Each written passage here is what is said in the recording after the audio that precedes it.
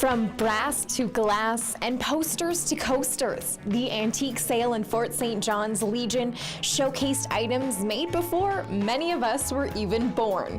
Whether you enjoy the nostalgia of memories from these items or just the simple look of it, these types of sales have passionate followers like Merle Fletcher, better known as Fletch. Well, I grew up on a farm, and we always had antiques around, and I collected antiques since I was able to walk.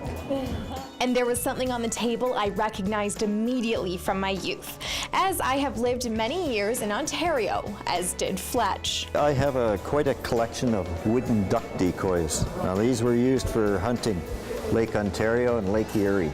His Scottish relatives were farmers and woodworkers. He still has many of the original items from his family's estate. And they were carpenters. They came to Canada in 1850, and they had a carpenter shop there. So some of these tools relate to that carpenter shop.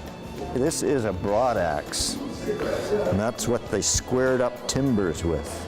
It's flat on one side, so they would go down the log. Here's some of the wooden block planes they would have used. It's a molding plane.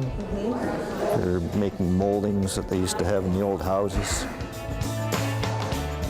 Another vendor, Aubrey Wells, has fond memories of antiques in his family as well. I have memories of being 5 years old at my grandma's house, eating desserts from pink Depression glass sherbets. Well, it was that glassware set that was the beginning of Aubrey's interest with heirlooms. And they were just cheap household dishes, everyday dishes.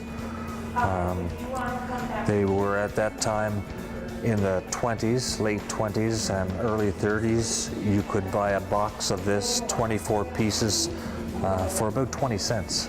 And that's one of my favorite things about antiquing. You also get a little history lesson. So what do Aubrey and Fletch enjoy about it? Meeting the people with similar or same interests. Meeting people, and sometimes I buy more than I sell.